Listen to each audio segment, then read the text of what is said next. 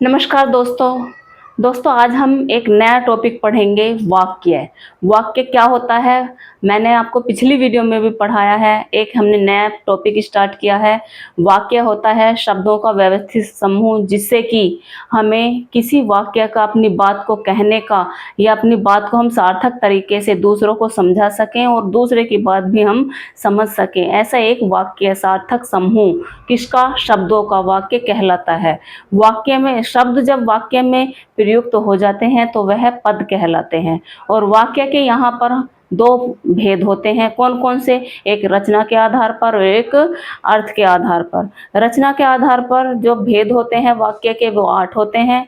अर्थ के आधार पर वाक्य के 8 भेद होते हैं और रचना के आधार पर वाक्य के 3 भेद होते हैं। तो अर्थ के आधार पर हम वाक्य के भेद पढ़ चुके हैं। आज हम पढ़ेंगे रचना के आधार पर वाक्य के भेद। तो चलिए स्टार्ट करते हैं। ठीक है, देखिए वाक्य मैंने बताया आपको क्या होता है। जैसे हमारा एक वाक्य है यहाँ पर, राम ने धर्म की स्थापना की। तो ये क्या है? ये एक पूर्ण वाक्य बना है। इससे क्या हो रहा है, बात हमें पूरी तरह से समझ में आ रही है। ये एक हमारा सार्थक समूह है। किसका? शब्दों का। शब्द ये ऐसे नहीं है जो निरर्थक हैं, जिससे कोई बात का हमें पता नहीं चले। यहाँ पर इस बात को हम समझ रहे हैं कि एक पूरा अपनी बात, मतलब यह है, समझ रहे हैं। ठीक है, तो वाक्य के 2 भेद पढ़े हैं हमने। कौन कौन से? नंबर 1 है अर्थ के आधार पर। क्या? अर्थ के आधार पर,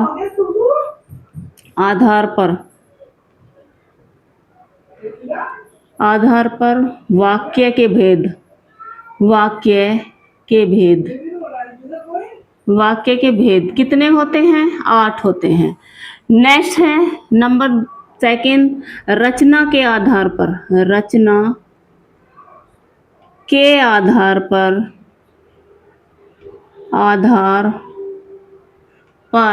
वाक्य के भेद। वाक्य के भेद कितने? 3। मैंने कितने बताया आपको? 3 बताया है। अर्थ के आधार पर 8, रचना के आधार पर 3। अर्थ के आधार पर हम वाक्य के भेद पढ़ चुके हैं। अब हम पढ़ेंगे रचना के आधार पर वाक्य के भेद। तो रचना के आधार पर वाक्य के भेद होते हैं 3। नंबर 1 है हमारा सरल वाक्य। सरल वाक्य, सरल वाक्य। सरल वाक्य क्या होता है? सरल वाक्य वो होता है जहां पर एक ही मनुष्य क्रिया होती है, एक ही क्रिया होती है जहां पर। ठीक है, जहां पर एक ही मानव क्रिया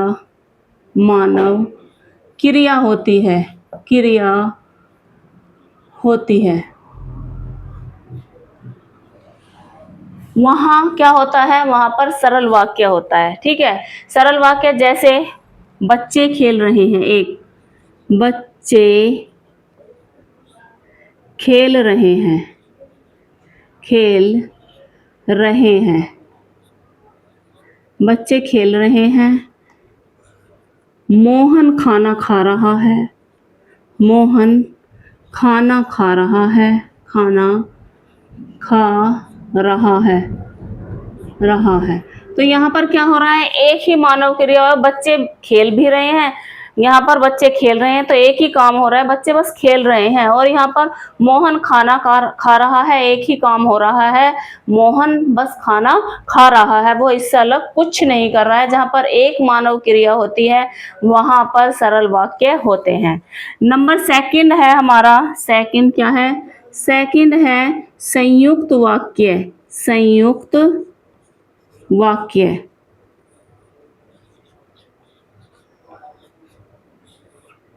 संयुक्त वाक्य में क्या होता है? संयुक्त वाक्य में 2 क्रियाएं होती हैं और यहाँ पर यह जो होता है योजक चिन्ह से जुड़ा हुआ होता है, जैसे किंतु और परंतु। और अगर हम उस योजक चिन्ह को बीच में से, उन वाक्यों के बीच में से हम हटा दें तो वो जो हमारे वाक्य हैं दोनों स्वतंत्र रहेंगे, वह एक दूसरे पर डिपेंड नहीं होंगे, उनका अपना एक मीनिंग निकलेगा, दोनों का अलग अलग मीनिंग निकलता है। जैसे मैं वहाँ गई। मैं वहाँ गई और बारिश होने लगी। ठीक है। मैंने अभी आपको बताया है कि यहाँ पर ये और, किंतु से जुड़े हुए, इसलिए से जुड़े हुए होते हैं, लेकिन अगर हम इस योजक चिन्ह को बीच में से हटा देंगे तो इसका, ये दोनों जो वाक्य हैं हमारे स्वतंत्र हो जाते हैं। इनका अपना एक अर्थ होता है, एक दूसरे पे डिपेंड नहीं होते हैं। जैसे मैं वहां गई एक पूरा वाक्य है, बारिश होने लगी ये एक पूरा वाक्य है। तो ये जो वाक्य होते हैं संयुक्त वाक्य, वह योजक चिन्ह से जुड़े हुए होते हैं। क्या होता है? ये वाक्य योजक चिन्ह से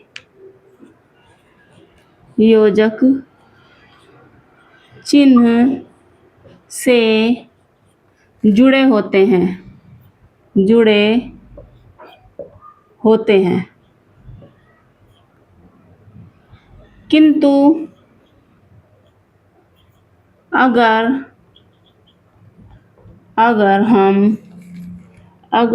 हम इन्हें, मतलब अगर हम योजक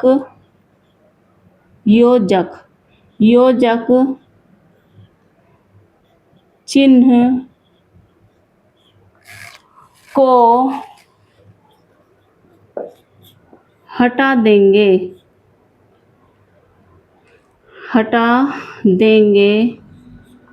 तो ये स्वतंत्र वाक्य बन जाते हैं। ठीक है।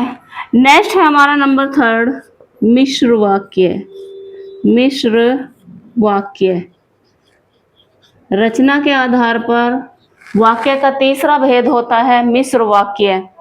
मिश्र वाक्य जो होते हैं, इसमें क्या होता है, इसमें वाक्य जो होते हैं वह एक दूसरे पर डिपेंड होते हैं, और अगर हम एक पहले वाक्य को या दूसरे वाक्य को हटा देंगे तो पहले वाक्य का कोई भी अर्थ नहीं निकलता है। ठीक है।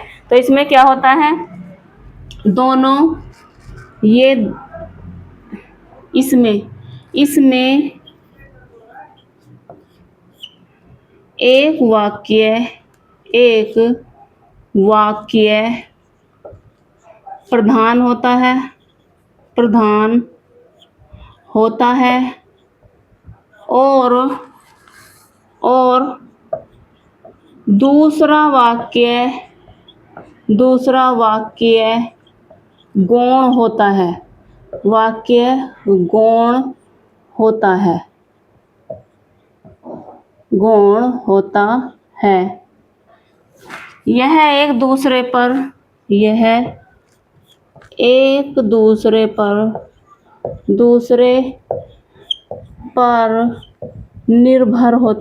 निर्भर होते हैं। ठीक है। ये एक दूसरे पर निर्भर होते हैं। जैसे मैंने अभी आपको पढ़ाया था एक शब्द, विस्मय, हमने एक पिछली वीडियो में पढ़ा है एक शब्द, जैसे अगर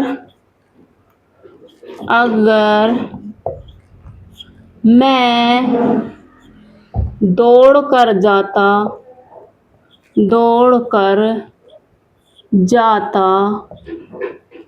तो